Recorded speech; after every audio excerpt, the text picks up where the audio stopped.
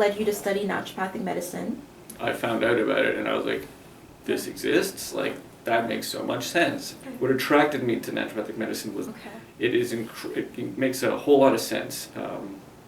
The diet and lifestyle aspect, the letting the body take care of itself, letting the body heal itself, making room for it to heal itself in a lot of ways.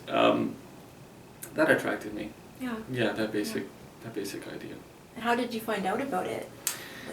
I'm a little fuzzy on that. Because I definitely read stuff online about it. I think I knew people who I knew one or two people who had become naturopaths, and somebody who had been helped by a naturopath with her gastrointestinal stuff. So it was really a number of factors, and over the years, and then I don't know really what would be the straw that broke the camel's back. But. Okay, yeah. Were there any particular skills that you were looking to really further develop? So I don't think there were any skills in particular that I was interested in developing. It was more the desire to, I think I may have said it earlier, more a desire to solidify, sort of strengthen my knowledge, strengthen my,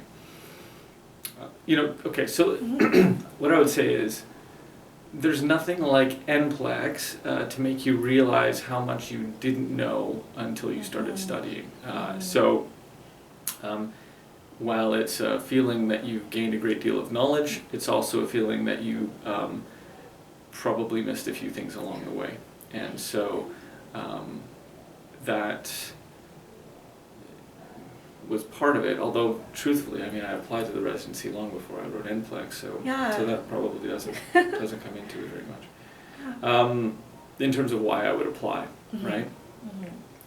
There's a degree to which, so as a resident, there's two things. One, you can step back a little bit, and it's, as a student sitting in lecture, it's hard to see the forest for the trees. And so, whereas as a resident, it's a little easier to see the forest for the trees. The other aspect would be, as a resident, you're doing a fair amount of teaching, and what we know is that teaching is one of the best ways to learn. Definitely. So you do, I think there's a good chance you're going to strengthen your learning as a resident above and beyond what you did as a student. Yeah.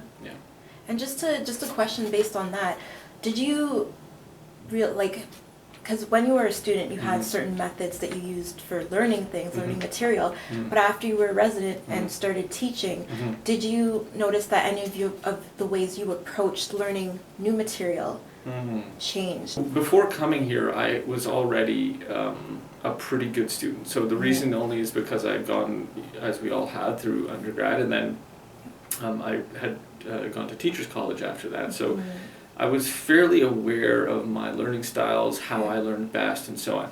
Not to say that didn't evolve as a student here, but I think I came to a pretty good place learning-wise by the time I was finished being a student. Yeah. So that was like a foundation that you had pretty firm. Yes, it was. From the get-go. That's correct. Okay. Yeah. Okay. What were the main impacts? Maybe there was one, maybe there were several, that you aimed to fulfill during your residency. Like maybe there were really hard-hitting points you wanted to get across during that time. Like you had mentioned before, your main goal was to solidify those skills and evolve. So was there anything else regarding that, and how did you approach fulfilling that? Right.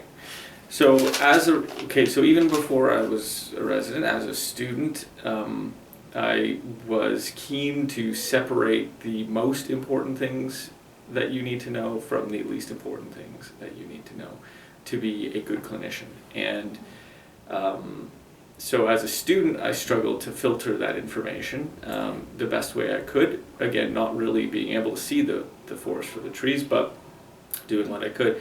As a resident, I think one of my main goals was to help students do that. So that's one of the reasons I, became interested in things like, likelihood ratios for diagnosis, because that, of course, foregrounds what's the most important versus the least important to do.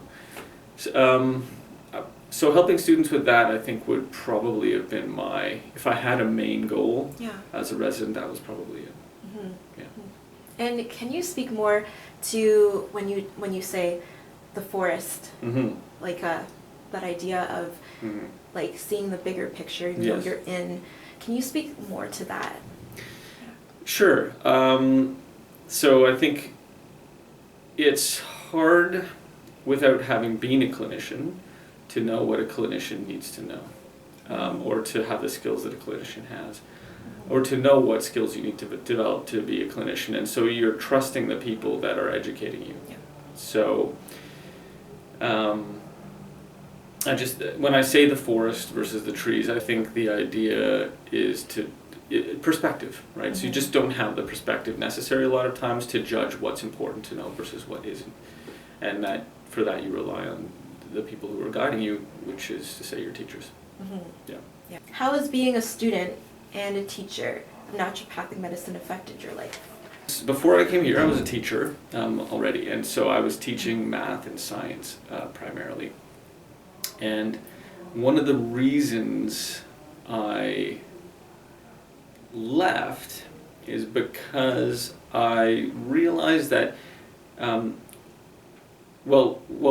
I already knew that you get quite good at what you're teaching eventually, right? Over time, I am still quite good at completing the square, and I know the electron transport chain fairly well and all that sort of stuff. But what it felt like was that I was getting very good. I had excellent knowledge of stuff that was relatively unimportant. And not to say that parabolas aren't important. They're the basis for a lot of stuff. It's just that what are you going to do with that knowledge other than teach it? So to be a teacher of naturopathic medicine is to simultaneously help others learn naturopathic medicine, but also to improve as a clinician if you do it right and if you do it carefully. So it's that double benefit.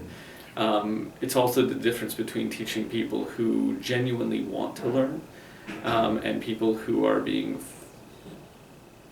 possibly forced to learn. I mean, grade 10 math, there's not a lot of people who are choosing to be there. So there's a very different attitude about that than there is about learning naturopathic medicine. So it's being in a classroom or in a tutorial setting or in a clinic setting and teaching people who want to learn and at the same time improving as a clinician yourself. It's like just winning all around. Yeah, and it's like never ending too. That's the thing. It's always forever changing. The knowledge is sort of fractal as well. So you learn this, and then you need to learn a bunch of other things, and so you go into those nooks and crannies, and it can be, if you like it, if you're into it, it's very rewarding. Yeah.